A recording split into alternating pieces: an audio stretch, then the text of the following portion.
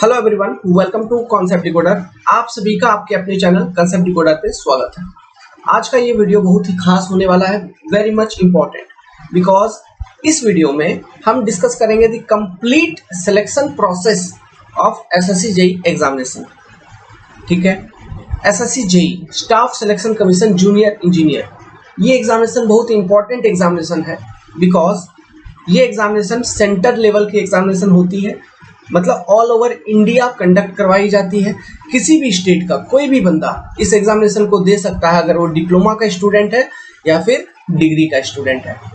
और ये एग्जाम हर साल होती है, इसलिए ये इम्पोर्टेंट भी हो जाती है, क्योंकि इसका वैकेंसी हर साल आना ही आना है, चाहे 100 आए 150 आए, ओके, लेकिन आना ही आना है।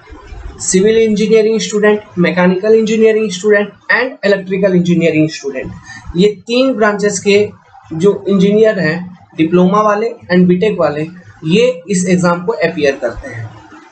सो ये वीडियो खास इसलिए होगी, आपको कंप्लीट इसलिए देखना चाहिए क्योंकि हम लोग as a student life examination के लिए तो तैयारी करना शुरू कर देते हैं, उसके सिलेबस को पढ़ना शुरू कर देते हैं, लेकिन हम कहीं ना कहीं कंप्लीट सिलेक्शन प्रोसेस को नहीं देखे होते हैं। हम सोचते हैं कि चलो एक काम करते हैं, पहले एग्जाम रिटर्न क्वालिफाई कर लेते हैं, जो भी होता है उसके बाद फिर देखेंगे आगे का जो प्रोसेस होगा, वो ऑटोमेटिकली हमको पता चलते रहेगा, उस हिसाब से काम करते रहेंगे।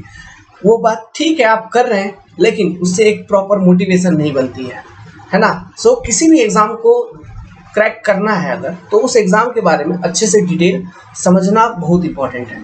तो इस पर्टिकुलर वीडियो में मैं इस एग्जामिनेशन का सिलेक्शन प्रोसेस आपको क्लियर कट कंप्लीटली एक्सप्लेन करूंगा, जो रिक्वायर्ड है, जो बेसिक चीज़ है, जो आपके जानकारी में इम्पोर्टेंट में होना चाहिए। ठीक है, तो चलिए वीडियो को स्टार्ट करते हैं। अगर वीडियो अभी से पसंद आने लगी है तो वीडियो को लाइक कर दीजिए। तो सबसे पहला पॉइंट, स्टेजेस कितने हैं इस एग्जामिनेशन के अंदर, सिलेक्शन प्रोसेस के कितने स्टेज हैं। तो इसमें कुल मिला के 4 स्टेजेस होता है। पहला पेपर 1 होता है, पेपर 2, ये जो स्टेज है ये एग्जामिनेशन का स्टेज हुआ। पेपर 1 मतलब प्रीलिमिनरी स्टेज हुआ। इस स्टेज को जब आप क्लियर करते हैं, ठीक है, आपका एक कट ऑफ निकाला जाता है, उसको क्लियर करने के बाद अगर आप मेरिट में आ जाते हैं, ठीक है, आपका रोल नंबर मेरिट में आ जाता है, तो आप सेकेंड स्टेज ऑफ एग्जामिनेशन मतलब मेंस के लिए अपीयर होते हैं। ओके, ये जो दोनों एग्जामिनेशन है ये 2-2 घंटे का होता है। पहला वाला जो एग्जामिनेशन है प्रीलिमिनरी स्टेज, ये एमसीक्यू टाइप क्वेश्चन इसमें पूछे जाते हैं, मल्टीपल चॉइस क्वेश्चन। दूसरा वाला जो एग्जामिनेशन होता है इसमें कंप्लीटली, जैसे हम बच्चों जैसा क्वेश्चन आंसर नहीं लिखते हैं क्या फुल लेंथ में, उस तरह के क्वेश्चन पूछे जाते हैं, मतलब कन्वेंशनल क्वेश्चंस सेकेंड स्टेज में पूछे जाते हैं। फिर जब आप सेकेंड स्टेज का क्लियर करते हो, कट ऑफ जो भी है, ठीक है, तो उसके बाद आपका डॉक्यूमेंट वेरिफिकेशन के लिए बुलाया जाता है। ओके, अब डॉक्यूमेंट वेरिफिकेशन के लिए कब बुलाया जाएगा, आपका एक कट ऑफ निकाला जाता है फिर सेकेंड स्टेज एग्जामिनेशन देने के बाद, कि पेपर 1 प्लस पेपर 2 को मिला के मिनिमम कितना आना चाहिए, है ना। जो भी मार्क वो डिसाइड करते हैं, जनरली वो अप्रोक्सीमेटली 250 के अराउंड होता है। टोटल एग्जामिनेशन होगा आपका 600 नंबर का। 200 नंबर का पेपर 1 जो है P1, ये होगा 200 नंबर का, ठीक है। और मेंस का जो एग्जामिनेशन होता है ये भी होता है 200 नंबर का, तो सॉरी ये होता है 300 नंबर का पेपर 2। ओके, पेपर 1 के लिए भी 2 आवर्स, पेपर 2 के लिए भी 2 आवर्स, तो टोटल 4 घंटे में आपको 500 नंबर की एग्जामिनेशन देनी है। अब ये दोनों एग्जामिनेशन एक दिन में नहीं होता है, ठीक है, इसके बीच में टाइमिंग रहती है, गैप रहती है, लगभग 2 से 3 महीने की टाइम रहती है। जब पेपर 1 का रिजल्ट निकलता है तब आप जाके पेपर 2 के लिए एलिजिबल होते हो, अगर आप मेरिट में आ गए तो, अगर आपका कट ऑफ क्लियर हो गया तो। ओके, ठीक है, अब आगे बात करते हैं। तो पेपर 2 के फाइनल कट ऑफ के बाद, पेपर 2 होने के बाद एक मेरिट लिस्ट निकाली जाएगी। अगर उसके ऊपर हैं आप, तो आपको डॉक्यूमेंट वेरिफिकेशन के लिए बुलाया जाएगा। अगर आपका डॉक्यूमेंट सही है, मैं इस वीडियो में आगे चल के ये जानकारी भी दूंगा कि आपके पास कौन कौन से डॉक्यूमेंट होने चाहिए। ओके, तो कंप्लीटली वीडियो को देखिएगा, सारा डिटेल्स डिस्कस करेंगे। तो डॉक्यूमेंट वेरिफिकेशन क्लियर होने के बाद आपका मेडिकल एग्जामिनेशन होगा। ये क्लियर होने के बाद आपका सिलेक्शन हो जाएगा, आपको जॉब मिल जाएगा। ठीक है, तो ये बेसिक स्टेजेस हैं। अब चलिए इनको डिटेल में समझना शुरू करते हैं। तो जैसा कि मैंने आपको बोला था, सबसे पहला स्टेज है प्रीलिमिनरी एग्जामिनेशन स्टेज, प्री। ये सबसे इम्पोर्टेंट है, लड़कों का यही क्लियर नहीं होता है।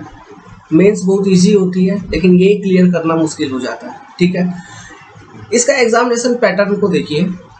120 मिनट टाइम आपके पास रहती है, इसमें आपसे 200 क्वेश्चन पूछे जाते हैं, मतलब 1 मिनट से भी कम समय रहता है एक क्वेश्चन का उत्तर देने के लिए। इसका एग्जामिनेशन सिलेबस देखिए, जनरल अवेयरनेस से पूछे जाएंगे, इसका एक अपना डिटेल सिलेबस है। ठीक है, जनरल अवेयरनेस से जीके के क्वेश्चन, ज्योग्राफी, हिस्ट्री, साइंस, इन सब चीज़ों से, करंट अफेयर 50 क्वेश्चन पूछे जाएंगे। रीजनिंग बहुत इंपॉर्टेंट है, 50 क्वेश्चन पूछे जाएंगे। आपको प्रिपरेशन रीजनिंग के लिए ज़्यादा करना है, बहुत ज़्यादा अटेंटिव होकर प्रिपेयर करना है। मतलब रीजनिंग में मोटा मोटी ये मान के रखो कि 40+ आपको आना चाहिए। ठीक है, एग्जामिनेशन के अंदर। और जीके जीएस के लिए कुछ ऐसा प्रिपेयर करिए कि ये जो 50 नंबर है, ये 50 नंबर में से कम 30 से लेकर 35 नंबर आप स्कोर कर पा रहे हो। ठीक है, इतना प्रिपरेशन कम से कम होना चाहिए, क्योंकि ये सारे एग्जाम में क्वेश्चन पूछे जाते हैं। ठीक है, तो हम ये वाला सेक्शन छोड़ के नहीं जा सकते, और ये सेक्शन जो छोड़ दिया उसका एग्जाम कभी नहीं होगा, तो इस चीज़ को तैयार करना है। ओके, फिर आती है टेक्निकल क्वेश्चंस की। 100 टेक्निकल क्वेश्चन पूछे जाते हैं, जो भी ब्रांच है उसके अंदर से 100 में से आपको कम से कम टेक्निकल के लिए आप यदि प्रिपेयर करते हो, कम से कम ऐसा कि नहीं भी कम से कम तो 70+ आ रहा है, तो आपका इजीली प्री निकल जाएगा। आप इजीली 140 के अराउंड रहोगे। 140 आपका सेफ स्कोर होगा प्री के लिए, सेफ स्कोर। ठीक है, it is very good score, safe score. ऐसे कट ऑफ 140 नहीं जाती है, कट ऑफ रहेगा आपका 120, है ना, 125, 100, ऐसा अधिक से अधिक 129 ऐसा। ठीक है, फिर कैटेगरी है, अगर आपका रिजर्वेशन है, कुछ ओबीसी है, SC ST है, तो उसमें तो और भी 4-5 नंबर घटा दीजिए और थोड़ा कट ऑफ कम हो जाता है। ओके, ये तो मैं जनरल के लिए बताया। तो सेफ स्कोर जनरल स्टूडेंट के लिए 140+ आपको लाना चाहिए, आना चाहिए। ठीक है, अब ये 140+ इजीली आप स्कोर कर पाओगे एक प्रॉपर प्रिपरेशन स्ट्रैटेजी को फॉलो करके।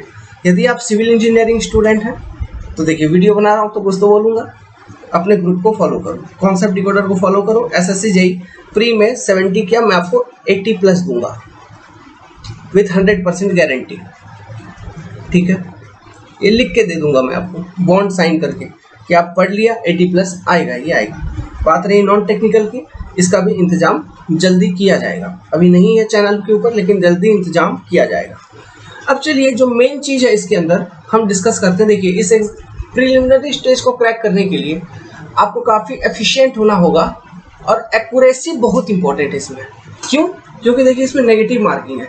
200 नंबर का पेपर है, मतलब 200 क्वेश्चन है, 200 नंबर, मतलब हर एक क्वेश्चन का एक मार्क। और मान लीजिए कोई गलत आंसर कर दिया आपने, तो उसके लिए एक तो उस क्वेश्चन का नंबर भी नहीं मिलेगा, प्लस 0.25 मार्क जो आपका सही क्वेश्चन था, उससे जो मार्क आपने अचीव किया था, उससे 0.25 आपका घट जाएगा। So accuracy is very much important in this examination. हमको एक्यूरेट रहना है। ठीक है, और इसका सिलेक्शन क्या है, इसका अपना एक कट ऑफ निकाला जाएगा एग्जामिनेशन के बाद। ठीक है, हर एक कैटेगरी वाइज कट ऑफ निकाला जाएगा। यदि आप उस कट ऑफ के ऊपर हैं तो आप एलिजिबल हो गए पेपर 2 के लिए, मेंस एग्जामिनेशन के लिए। अब बात करते हैं second stage of examination, paper 2। Paper 1 का कट ऑफ क्लियर हुआ, फिर पेपर 2 में आप अपियर करोगे। पेपर 1 में आपका कैलकुलेटर अलाउ नहीं है, तो एक चीज मैं बोलना भूल गया, कैलकुलेटर अलाउ नहीं है, इसलिए आप अपना मैनुअल कैलकुलेशन को इम्प्रूव करिए। ठीक है, वो आपको बहुत फायदा पहुंचाएगा पेपर 1 में। पेपर 2 में कैलकुलेटर अलाउ है, नॉन प्रोग्रामेबल कैलकुलेटर, ये चीज़ अलाउ है। स्ट्रीम टेबल वगैरह, साइड रूलर वगैरह, कैलकुलेटर, लॉग टेबल, ये सब चीज़ आप लेके जा सकते हैं। ओके, हो सकता है एग्जाम में इसकी ज़रूरत पड़ जाएगी। ओके, देखिए, पेपर 2 कन्वेंशनल क्वेश्चन होता है इसमें, जैसे ESE वगैरह में पूछे जाते हैं, उस तरह का कन्वेंशनल क्वेश्चन होता है। 300 नंबर के क्वेश्चन होते हैं, 2 आवर में एग्जामिनेशन है। इसमें भी समय की काफ़ी कमी हो जाती है। जो सेफ स्कोर है पेपर 2 के लिए, अगर आप जनरल कैंडिडेट हैं, देखिए ओवरऑल आपको फर्स्ट डिवीज़न करना है अगर आप जनरल स्टूडेंट है तो, मतलब 300 नंबर प्लस लाना है। तो 300 नंबर प्लस लाना है तो प्री के लिए मैंने बोल दिया 140+। फिर इसके लिए कितना हो जाएगा 160 प्लस, तो आपका 300 प्लस आ जाएगा ऑटोमेटिकली, तो ये सेफ स्कोर रहेगा, तो सिलेक्शन होने की चांसेस 99% है ही, है ना। अगर डॉक्यूमेंट वेरिफिकेशन ये वो सब कुछ सही है तो 99% सिलेक्शन होने की चांसेस आपका अच्छा डिपार्टमेंट है, चाहे आप डिग्री वाले स्टूडेंट हो या डिप्लोमा वाले स्टूडेंट हो। फिर कोई टेंशन मत लीजिए, आंख बंद करके रहिए, सिलेक्शन हो जाएगा। हाँ, मेडिकल वगैरह देखिए, जनरली मेडिकल वगैरह सभी का ठीक ठाक ही रहता है। हम लोग इंसान है, भगवान ने हमको अच्छा ही बनाया है, ऐसा कोई प्रॉब्लम होता नहीं है। लेकिन कोई अनफॉर्चुनेट व्यक्ति है तो हम कुछ नहीं कर सकते उसमें, है कि नहीं। बुरा लगता है, लेकिन ऐसा हुआ है अपने बच्चों का, लेकिन क्या करें, ये प्रोसेस है। तो इसमें कंप्लीट कन्वेंशनल क्वेश्चन जो भी आपका टेक्निकल ब्रांच है, सिविल हो चाहे मैकेनिकल हो इलेक्ट्रिकल हो, उससे पूछे जाएंगे। अब इसको कहाँ से प्रिपेयर करें, फॉलो करिए कॉन्सेप्ट डिकोडर को। कौन? सिविल वाले, ठीक है। Concept decoder, download our concept decoder app, android application, जहाँ पे आपको कोर्स अवेलेबल होगी। कोर्स की फी है काफ़ी कम है। The course fee is 3,999, complete SSC JEE preparation technical part. Okay, the validity of course will be 3 year. So let नहीं करना है, आज ही से प्रिपरेशन शुरू करना है। इसके साथ आपको डाउट सॉल्विंग सब कुछ अवेलेबल होता है। आप फ़ोन करो 7008 420 353, this is the contact number of concept decoder, और आपका बात सीधा हमसे होगी, पीयूष प्रासर।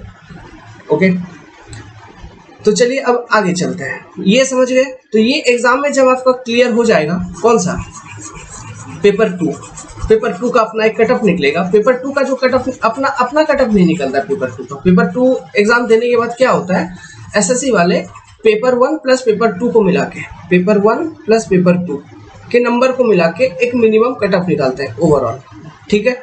अब वो कैंडिडेट्स जिनका इस मिनिमम कटअप से ऊपर है नंबर, ओके, जो भी मिनिमम कटअप निकल गया, मान लो 50% तो निकलता ही है, 250 निकलता है, तो जिसका 251 है उसको बुलाया जाएगा, किसके लिए, डॉक्यूमेंट वेरिफिकेशन के लिए उसके बाद, है ना। अब चलिए तो देखते हैं डॉक्यूमेंट वेरिफिकेशन में क्या है।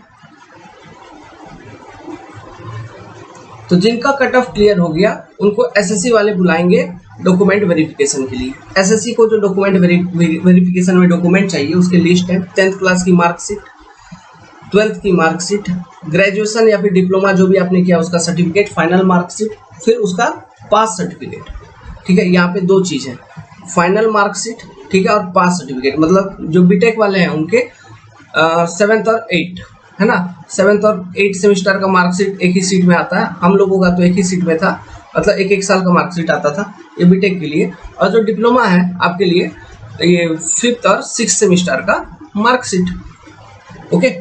और 10th और +2 का मार्कशीट तो समझ गए होंगे। ट्रांसफर सर्टिफिकेट कॉलेज का, ओके, तो इसको आप निकाल के रखिए, आगे काम आने वाली है कॉलेज से, जहाँ से भी आपने ग्रेजुएशन वगैरह किया है वहाँ से। हमको तो याद नहीं है मेरा वाला TC कहाँ गया, शायद हम कहीं जमा कर दिए थे IIT वगैरह में, शायद याद नहीं है। हाँ, वहीं जमा किए थे, जब MTech में गए थे तो कॉलेज में जमा कर दिए थे। अब देखो, फिर अगर मान लीजिए आप कोई कैटेगरी के लिए अप्लाई किए हैं तो कैटेगरी सर्टिफिकेट चाहिए। फिर अगर आप हैंडीकैप हैं, ओके, मतलब कोई प्रॉब्लम है शारीरिक वगैरह जो भी, तो उसका वो सर्टिफिकेट वो चाहिए होगा, डिसेबिलिटी सर्टिफिकेट, ये सब, ओके। कैटेगरी सर्टिफिकेट मतलब ST SC का, OBC का जो भी है, EWS इकोनॉमिकली वीकर सेक्शन का भी आजकल ऑप्शन आता है, उसका भी है, तो उसका भी जो बनवाए तो वो सर्टिफिकेट होना चाहिए, ओके। अब यहाँ पे ध्यान रखने वाली क्या बात है, देखो मैं अब आपको यहाँ पे एक डाउट क्लियर करता हूँ। जो बंदे बीटेक जो किए हैं, ठीक है, जिनका डिप्लोमा है, डिप्लोमा के बाद बहुत सारे बच्चे बीटेक कर लेते हैं, ओके। अब बीटेक करते हैं तो वो क्या करते हैं, AMIE कुछ ऐसा है, यहाँ से डिस्टेंस में फटाक से डिग्री मिल जाता है। तो इसका जो बीटेक का डिग्री है क्या वो वैलिड होगा? ये वैलिड नहीं होगा, है ना। तो SSC वाले बहुत आनाकानी करते हैं डॉक्यूमेंट वेरिफिकेशन में, वेरी स्ट्रिक्ट होता है।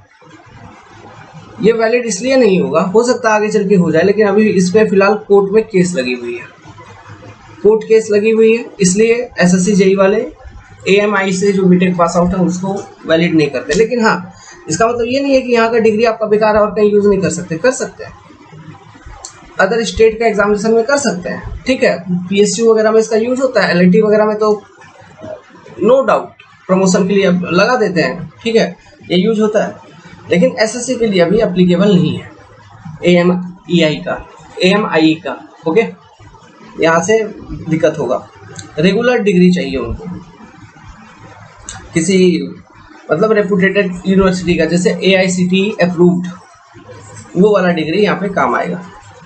और अपने सर्टिफिकेट्स में एक चीज़ को ध्यान रखिएगा, ये तो रही एक बात। दूसरी बात, ये वीडियो कितना इंपॉर्टेंट था कि नहीं, मैं ये सब चीज़ बता रहा हूँ अभी से। इन सब चीज़ों को तैयारी करके रखो, नहीं तो क्योंकि एग्जाम निकल जाएगा, मान लो रिजल्ट निकाल लिया, फिर उस समय ये सब इन सब चीज़ों को प्रिपेयर करना बहुत दिक्कत हो जाएगा, समय कम रहेगा। इसलिए अभी से इसको प्लानिंग करके रखिए। होता है कभी कभी कुछ लोगों का आधार कार्ड वगैरह, ठीक है, या फिर जो भी आईडी प्रूफ है उस पर उनका नाम, डेट ऑफ बर्थ, एड्रेस वगैरह ये सब चीज़ सर्टिफिकेट से मैच नहीं करती। तो इन सब चीज़ों को करेक्ट करवाने का कोशिश करिए, इजीली हो जाएगा। दूसरा चीज़, मान लो आपका 10th का सर्टिफिकेट है और 12th का सर्टिफिकेट है, डिग्री का सर्टिफिकेट है, इसमें अगर कोई डेट ऑफ बर्थ इन सब चीज़ों में दिक्कत हो रहा है, ओके, हो सकता है कभी कभी किसी का हो सकता है, ठीक है, हमारा खुद हो रखा है वैसा, ओके। वो जो टाइपिस्ट था वो टाइप कर दिया, तो हमारा जो नेम है वो है PIYUSH परासर, ठीक है। 10th वाले में सही है, लेकिन +2 में जो उन्होंने टाइप किया वही चीज़ आप मेरा पूरा बीटेक में सरकार ने फिर कंसिडर कर लिया। तो मेरा एक अल्फ़ाबेट A उन्होंने मिटा दिया, तो मैंने क्या किया, फिर अफिडेविट बनवा लिया एक कि ऐसा है, ये सर्टिफिकेट मेरा ही है, गलती से कॉलेज वाले ने मेरा नाम इरेज कर दिया था, इसमें से एक अल्फ़ाबेट इन्होंने हटा दिया, फिर मेरा ध्यान नहीं था, फिर बाद में हम देखे तो ऐसा था, तो हमने एफिडेविट फिर इसका करवा लिया ऐसा। तो वो एफिडेविट वगैरह सब कुछ आप ऐसा करवा के रखिए, ओके। मतलब आपका सर्टिफिकेट आप ही का है, इसका सब कुछ पूरा कंप्लीट डिटेल प्रूफ होना चाहिए और कुछ नहीं, समझ गए। अगर थोड़ा सा भी कुछ गड़बड़ी होगा, क्योंकि उनको छांटना है ना, बहुत सारे कैंडिडेट को ले लेते हैं, 1:6 में बुला लेते हैं, एक पोस्ट पे 6 लोगों को बुला लिया, ऐसा कुछ, फिर वो छांट देंगे, उनको छांटना है, तो यही सब चीज़ वो देखते हैं, ओके। अब बात करते हैं हम एक important point, SSC JEE medical examination. देखिए, आपने अब तक क्या किया है, डॉक्यूमेंट वेरिफिकेशन वगैरह सब कुछ क्लियर कर लिया है, तो इसके बाद मेडिकल एग्जामिनेशन होगी। तो क्या ये बहुत ज़्यादा इम्पोर्टेंट है? तो नहीं, no, it is not of that much important. ये इम्पोर्टेंट है basically for one department only, BRO। वो कभी कभी अपना अलग से एक मेडिकल टेस्ट करवा लेते हैं, ठीक है, लेकिन जनरली वो करवाते नहीं है, अगर बेसिकली करवा लेते हैं, ठीक है, वो डिपेंड करता है उनके ऊपर। लेकिन तो मेडिकल एग्जामिनेशन में क्या सबमिट करना होगा, आपको एक मेडिकल सर्टिफिकेट सबमिट करनी होती है, जो कि आप अपने नज़दीकी या फिर डिस्ट्रिक्ट हॉस्पिटल से बनवा लोगे, ओके, जिसमें आपका ब्लड टेस्ट के बारे में रहेगा, यूरिन टेस्ट के बारे में रहेगा, छाती का एक्सरे के बारे में रहेगा, है ना, आपके फिजिकल फिटनेस के बारे में रहेगा, हाइट, वेट, इन सब चीज़ों को परफेक्टली उसमें मेंशन किया गया रहेगा। वही मेडिकल सर्टिफिकेट को आपको सबमिट करना है, जो कि आप अपने डिस्ट्रिक्ट हॉस्पिटल से बनाओगे। तो SSC JEE में अगर आप पेपर 1, पेपर 2 में अच्छा परफॉर्मेंस दिए, आपका डॉक्यूमेंट वेरिफिकेशन सब कुछ सही है, तो ज़्यादा मेडिकल में कोई ज़्यादा प्रॉब्लम नहीं है। ये हाथ पैर टेढ़ा मेढ़ा ये सब चीज़ों को उतना ज़्यादा दिखते नहीं है, ओके। तो medical examination is not a headache here, लेकिन जितना हेडेक RRB JEE में है मत पूछो। रेलवे का बहुत दिक्कत है इसमें, ठीक है, इसमें विज़न वगैरह, फिर आपका हाथ पैर सब कुछ सही होना चाहिए, ये सब बहुत चीज़ इसमें दिखा जाता है, ओके। रेलवे का मेडिकल एग्जामिनेशन बहुत टफ होती है, लेकिन SSC का नहीं। तो once your medical examination, medical certificate submit कर दिए, उसका टेंशन फ्री हो जाइए। फिर एक बात आती है टाई अप की। अगर मान लीजिए अलग अलग स्टूडेंट हैं, सबका कुछ 2-3 स्टूडेंट का मार्क जो है वो टाई हो गया है, सेम मार्क लेते आए हैं। अब सेम मार्क लेते आए हैं तो उनका टाई तोड़ना होगा, है ना, उनके बीच में जो ड्रॉ हो गया है मैच, उस ड्रॉ को ख़त्म करना होगा। जैसे IPL में सुपर ओवर कराता है, तो यहाँ पर भी कुछ क्राइटेरिया है। अब वो एक इम्पॉर्टेंट लास्ट क्राइटेरिया हो जाती है, तो देखिए वो क्या है। सो अब इम्पॉर्टेंट चीज़ बात करेंगे। तो मान लो आपका सब कुछ ओके है, अब आपका सिलेक्शन होने वाला है, मतलब सिलेक्शन हो जाएगा। लेकिन अब ऐसा हुआ कि नंबर ऑफ पोस्ट जो है और नंबर ऑफ स्टूडेंट, थोड़ा एक दो स्टूडेंट बढ़ गया, मान लो 10 15 20 स्टूडेंट ऐसा बढ़ गया। अब ठीक है, अब कोई एक पोस्ट के लिए कोई बंदा अप्लाई किया है और सेम बंदा उसी पोस्ट के लिए भी अप्लाई किया है और दोनों के जो नंबर है ना वो मैच कर गए, एग्जैक्टली नंबर मैच कर गए, मार्क्स। अब नंबर मैच कर गए तो उस मैच को तोड़ना होगा। तो वो लोग जो मैच को तोड़ेंगे वो तोड़ते वक्त वो क्या देखेंगे बताओ? मैच को तोड़ते वक्त वो देखेंगे ओके कि सबसे पहले देखेंगे पेपर 2 में कितना मार्क्स है, मेंस वाले में। सो अब मेरे को ये बताओ आप लोग, पेपर 1 ज़्यादा इंपॉर्टेंट ना paper 2 important? Mains important. So मेरे को ऑब्जेक्टिव के बाद तैयारी नहीं करना है बच्चा लोग, मेंस इंपॉर्टेंट है, इसमें अच्छा स्कोरिंग रहेगा तो आपका सिलेक्शन का परसेंटेज ज़्यादा होगा। Okay, mains is very much important. अगर आप 200 के करीब मेंस में लिख के आ रहे हैं है ना, तो आप 100% मान लो कि आपका सिलेक्शन होगा ही होगा। और प्री में अगर 140 के आसपास ला रहे हो तो आप टॉपर बन जाओगे, 340 हो गया। CPWD ये सब में आपको जॉब मिल जाएगा, यू विल बी टॉपर। ठीक है, रैंक 10 रैंक 5 ऐसा आ जाएगा। ओके, तो मान लो पेपर 2 में भी दोनों के सेम मार्क थे। एक तो मान लो सब सेम मार्क है, 280 दोनों का है, लेकिन उसमें पेपर 2 में जो मार्क है वो भी मैच हो गया। तो अब क्या देखा जाएगा? फिर पेपर 1 का मार्क जिसका ज़्यादा होगा उसको पहले वेटेज दिया जाएगा। समझ में आ रहा है? ओके, तो ये किस्मत के ऊपर डिपेंड करेगी ये सब चीज़ कुछ। फिर लेकिन हमको सबसे पहला जो पॉइंट है मेंस, ओके, पेपर 2 पे चेकिंग होगा तो मतलब मेंस में अच्छा परफॉर्मेंस हमको एनी टाइम रखना है अपना। इसका मतलब एक ही लॉजिक यहाँ से निकलता है। क्लियर है? तो कैसे रखोगे? सिविल वाले स्टूडेंट कॉन्सेप्ट डिकोडर को फॉलो करो, और कहीं कर रहे हो नहीं कर रहे हो, सेमिस्टर प्रिपेयर कर रहे हो, 20,000 40,000 दे रहे हो मेडिजी में, इसमें उसमें बहुत सारा कोचिंग आप दीजिए, कोई बात नहीं, हमको कोई प्रॉब्लम नहीं है, लेकिन हमारे पास भी एक बार आ जाइए। फिर अगर पेपर 1 में भी सेम मार्क निकल गया, पेपर 1 पेपर 2 में मार्क एकदम मार्क डिस्ट्रीब्यूशन से मतलब सेम स्कोरिंग कर दिया है दोनों, तो अब क्या देखा जाएगा? Date of birth. जो ज़्यादा बड़ा होगा ना उसको पहले प्रेफरेंस दिया जाएगा, चाहे वो डिप्लोमा वाला हो डिग्री वाला हो। अच्छा, इसमें एज लिमिट में अगर बताऊं तो देखो कुछ डिपार्टमेंट में मैक्सिमम एज 30 साल रहता है, जैसे मिलिट्री वाला में BRO और MES में, BRO MES में मिलिट्री इंजीनियरिंग सर्विस, इसमें 30 साल तक रहती है और बाकी सब में लगभग 32 साल रहती है। और उसके बाद भी उसके ऊपर से भी एज रिलैक्सेशन वगैरह भी होता है, एक्स सर्विसमैन ये वो एज रिलैक्सेशन भी क्लेम करके वो लोग भी SSC दे सकते हैं, कोई बात नहीं है। तो बहुत सारे कंपटीटर हैं इसमें, इसलिए एग्जाम टफ होता है। आप जाओगे सेंटर पे देखोगे मतलब बड़े बड़े बुजुर्ग सब आ रहे हैं, है ना, 35 साल वाले, 40 साल तक भी दे सकता आदमी, तो उसके सामने आप नर्वस हो जाओगे। कोई जरूरी नहीं है यार, ये डिपेंड करता है प्रिपरेशन के ऊपर कि आप कितना एफिशिएंटली प्रिपेयर किए, कितने अच्छे तरीके से प्रिपेयर किए। और सिलेक्शन जनरली जिसका किसका होता है? बच्चा सबका होता है। ओके, जनरली देखोगे छोटे छोटे बच्चे सब वो लोग अच्छे परफॉर्मेंस करके आते हैं, क्योंकि सॉरी यार, जब आप बच्चे हो आपका दिमाग बहुत ताज़ा तंदुरुस्त रहता है, अलर्ट रहता है, और धीरे धीरे उम्र जैसे बढ़ता है नेगेटिविटी आती है, बहुत सारा कोचिंग देख लिए होते हो, इधर उधर नकारात्मक सोच आ जाती है, आप हम तक नहीं पहुंचे तो इधर उधर पूरा दुनिया आपको, अगर सिलेक्शन नहीं हुआ मतलब नकारात्मक सोच आ जाएगी। अगर वो चीज़ भी आ गई है और कोई बच्चा ये देख रहा है या बड़े देख रहे हैं, बड़े को प्रणाम, बच्चों को बच्चा अगर देख रहा है तो आज भी अभी भी मौका है, कॉन्सेप्ट डिकोडर को फॉलो करो। नेक्स्ट, उसके बाद फिर अल्फाबेटिकल प्रेफरेंस को दिया जाएगा। जैसे अगर डेट ऑफ बर्थ भी टैली कर गया तो अब देखा जाएगा अल्फाबेटिकल प्रेफरेंस। मान लो आकाश है किसी का नाम ब्रजेश है, तो आकाश वाले को पहले सेलेक्ट कर लिया जाएगा। समझ गए? तो इस तरह से ये 4 क्राइटेरिया है जिससे हम टाई अप को तोड़ते हैं। ओके, अब कुछ छोटे मोटे डिटेल्स को डिस्कस कर लेते हैं। वो सारे डिस्कशन जो अभी किया ये तो आपका बेसिक डिस्कशन हो गया रिलेटेड टू सिलेक्शन प्रोसेस। अब उससे आगे का थोड़ा और इम्पोर्टेंट जानकारी मैं आपको प्रोवाइड करता हूँ, वीडियो को देखते रहिए। एप्लीकेशन फ़ी जनरल कैटेगरी के लिए 100 रुपया और बाकी सबको नो फी। केवल जनरल के लिए 100 रुपये का फ़ी रखा है, ठीक है। ये आप ऑनलाइन ऑफलाइन कैसे भी पेमेंट कर सकते हैं। ऑफलाइन पेमेंट करने का मतलब है SBI challan, state bank of India में जाके आपको चालान कटवा के फिर वो चालान नंबर एंटर करनी होती है। खैर वो उतना कौन जाएगा यार, ऑनलाइन किसी से भी करवा लो, हो गया। ठीक है, अब एक इम्पॉर्टेंट बात करते हैं आप सभी के लिए, एसएससी जेईई में कौन कौन से पोस्ट निकलते हैं।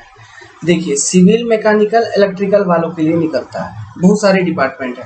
सेंट्रल वाटर कमीशन, ठीक है, यहाँ पे दिख रहा होगा। CPWD हो गया, मिलिट्री इंजीनियरिंग सर्विस हो गया, हर एक पे सिविल, मैकेनिकल, इलेक्ट्रिकल का निकलता है। फरक्का बैरेज प्रोजेक्ट हो गया, ठीक है, बॉर्डर रोड ऑर्गेनाइजेशन हो गया, ये सारे डिपार्टमेंट इसमें निकलते हैं सिविल, मैकेनिकल, इलेक्ट्रिकल का वैकेंसी। ओके, और भी डिपार्टमेंट है बता रहा हूँ। और जैसे कि सिविल का निकलता है in central water and power research station पे। ओके, और सिविल का निकलता है जैसे नेशनल टेक्निकल रिसर्च ऑर्गेनाइजेशन पे। ठीक है, ये सारे डिपार्टमेंट हैं।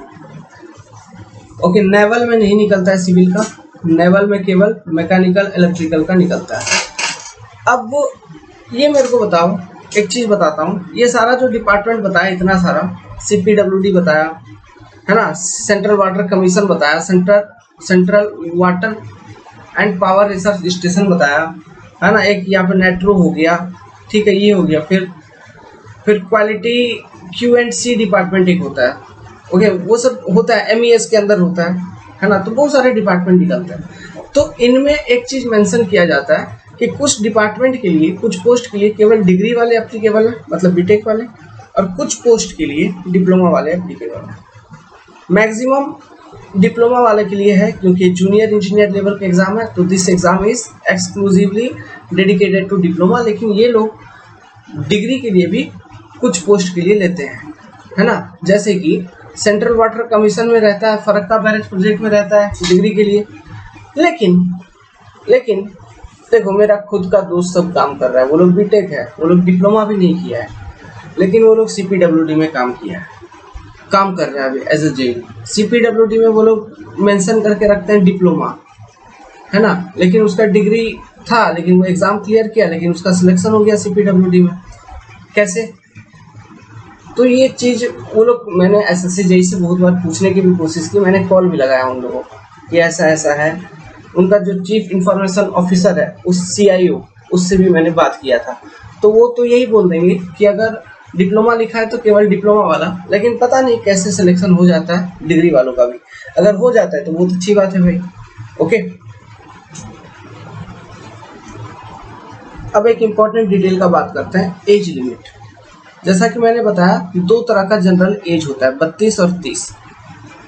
ओके, 32 केवल इसमें रहती है, junior engineer in central water commission में और CPWD। इम्पोर्टेंट, CPWD सबसे अच्छा है, CWC भी अच्छा है। ओके, तो इनमें 32 तक टाइम है बच्चा लोग, तो पढ़ाई छोड़ना नहीं है, करते रहिए।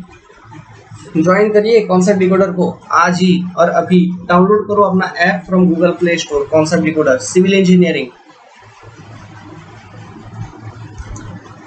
और मान लीजिए एक खुशखबरी आपको बता रहा हूँ कि आप 32 से भी क्रॉस कर गए, लेकिन फिर भी एग्जाम देना चाहते हैं, तो आप एज रिलैक्सेशन भी क्लेम कर सकते हैं अंडर स्पेशल प्रोविजन।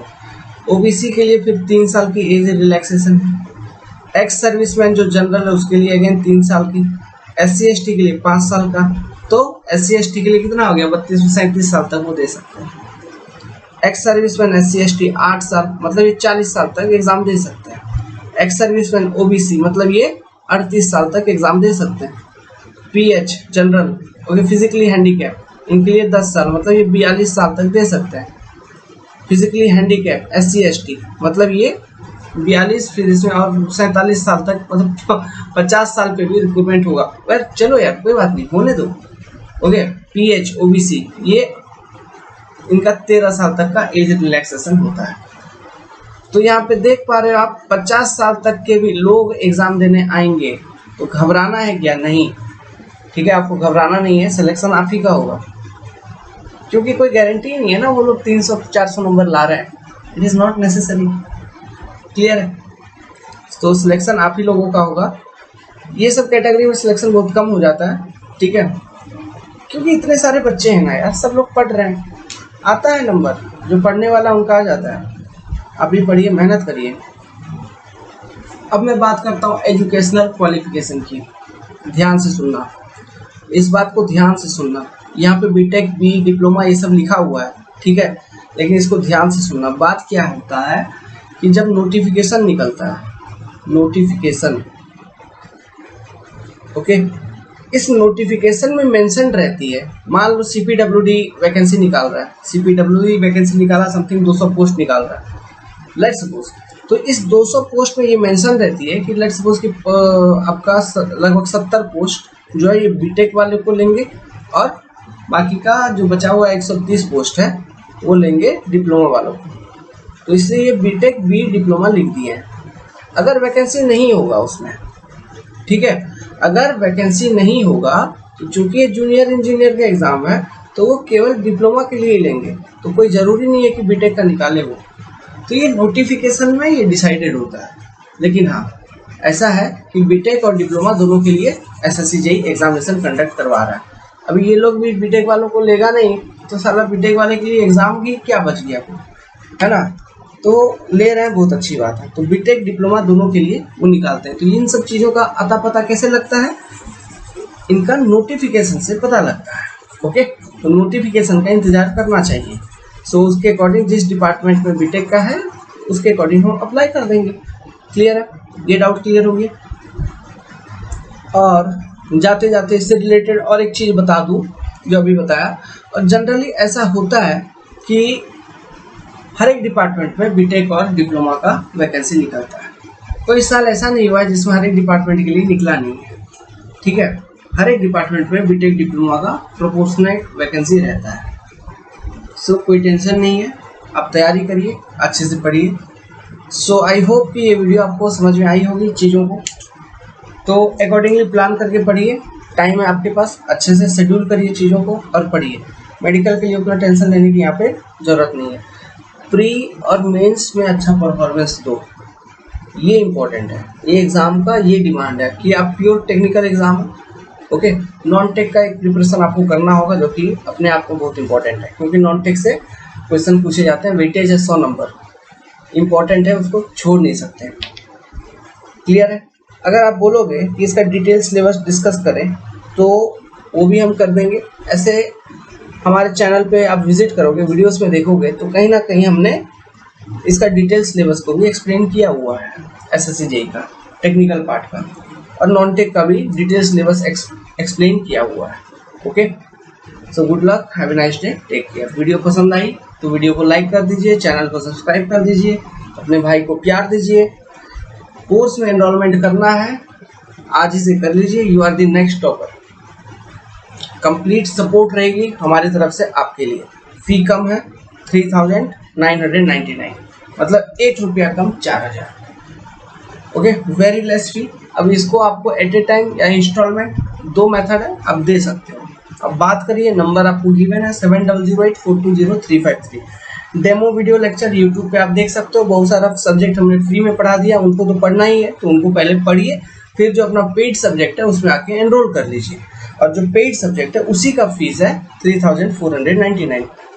ओके, जो यूट्यूब पे हमने फ्री सब्जेक्ट पढ़ा दिया है वो चीज़ आपको पेड में नहीं मिलेगी, क्योंकि वो उतना ही है, उससे ज़्यादा कुछ है नहीं इंजीनियरिंग। चाहे वो ईएस के लिए पढ़ो, गेट के लिए पढ़ो, एसएससी के लिए पढ़ो, किसी के लिए भी पढ़ो। और तो मैं पेड फ्री में क्या पढ़ा दूंगा, जितना पढ़ाना था उतना ही पढ़ा दिया हूँ। ठीक है, आप एक बार वॉच करके देखिए, सॉइल के देखिए, सोम के देखिए। एक भी क्वेश्चन, एक भी कहना तो गलत होगा, इंजीनियर है, फैक्टर ऑफ सेफ्टी कंसिडर करके चलते हैं।